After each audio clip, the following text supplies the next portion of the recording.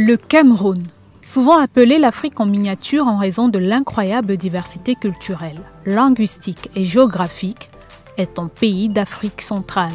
Ancienne colonie allemande, française et britannique, le français et l'anglais sont les langues officielles. Un pays qui est resté stable pendant plusieurs décennies. Mais la situation sécuritaire s'est fortement dégradée. Dans les régions anglophones, la guerre civile fait rage. Le nord-ouest et le sud-ouest, nommés Nozo, sont plongés dans un conflit qui a déjà fait plusieurs milliers de morts. Un conflit qui perdure et continue à faire des victimes. Les déplacés internes de la crise anglophone se sont éparpillés à travers le pays en quête désespérée de sécurité. N'ayant aucune source de revenus, ils sont désormais confrontés à une grave carence alimentaire et des problèmes collectifs de santé, mettant à rude épreuve leur quotidien et augmentant leur dépendance à l'égard de l'aide humanitaire. Hippo Énergie, particulièrement sensible à la souffrance des autres, a tenu à faire un important don de matériel et différentes denrées alimentaires aux réfugiés de sa localité, du riz, du tapioca, du haricot, entre autres.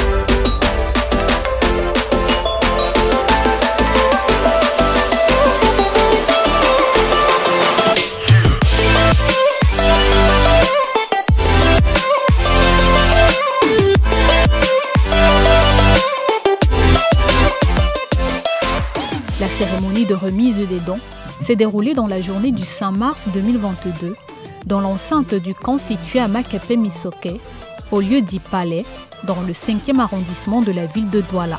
Très chers frères et sœurs, ensemble plus fort et équipe projet. Vous êtes les bienvenus parmi nous, ainsi que les déplacés ici présents.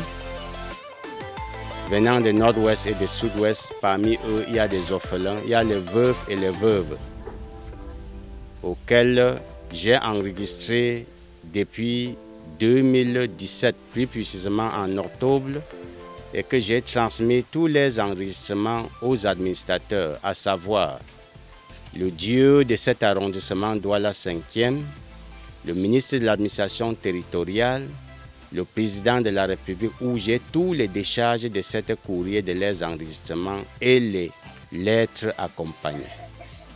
Je suis triste et navré de constater les manquements graves de la part du gouvernement, qui ne prennent rien au sérieux malgré les lenteurs administratives. Le sous-préfet nous a rendu déjà visite 3 fois ici, mais c'est avec du regret et consternation que je constate qu'au lieu de les apporter à la nourriture, les médicaments, ils apportent les seaux avec les sifflets et les torches dans les seaux et les morceaux de savon.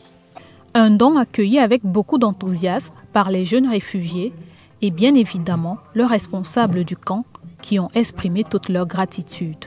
Merci beaucoup l'association Ensemble plus fort et Hippo Énergie. Vous êtes les bienvenus ici parmi nous.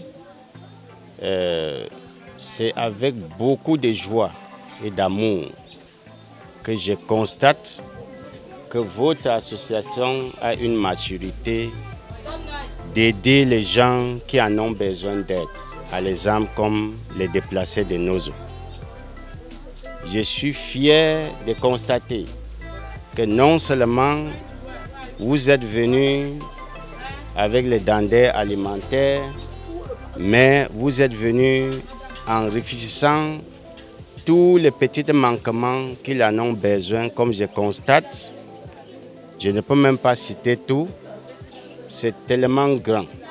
Même si l'appui a été de l'extérieur, je peux dire votre contribution, ensemble, plus fort et énergie, a été vraiment la part majeure pour que cet don soit à une grande réussite de cette dimension.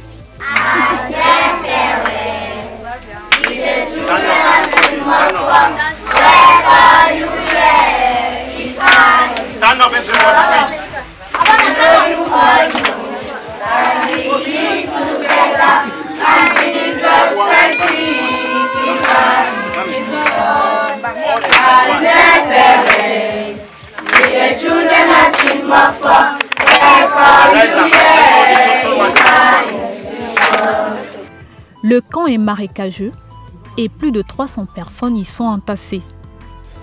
Et on nous a fait parler d'un chef qui vit ici à Makepe. Et lorsqu'on nous a fait parler, il y avait d'autres anglophones aussi qui vivaient là-bas. Nous sommes arrivés ici au moins au nombre de 23, je me rappelle bien. On s'est fait enregistrer auprès du chef. Il y avait des enfants, il y a aussi d'autres mères. Lorsqu'on s'est fait enregistrer, le père nous a demandé de vivre ici pour un bout de temps. Et après, nous sommes calés. Ceux qui n'avaient pas de main, en fait, nous sommes restés. Ils ont besoin énormément de nourriture.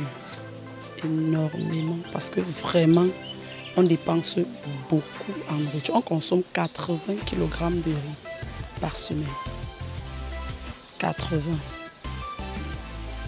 Et ça, c'est qu'on a préparé en 2 ou 3 fois. Et en maïs, en moyenne, on peut dépenser 40 kg. Donc, en termes de tapioca, on est à plus de 100 kg de tapioca par semaine. Parce qu'il y a ceux qui vont tremper. Ce qu'on prépare, puisqu'on prépare, on fait la sauce arachide avec le gombo. Celui qui ramasse un seulement comme ça, il mange. Tu comptabilises ça, c'est à plus de 100 kg de tapioca par semaine.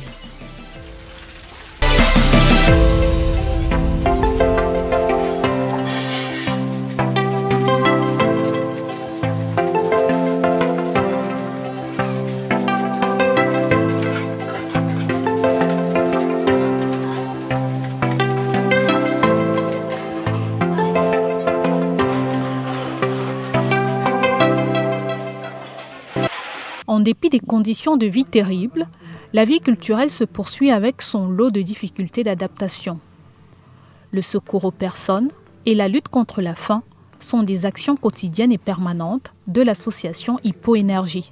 Nous le représentons valablement. Et d'une part, nous sommes ici par son nom, par son bien.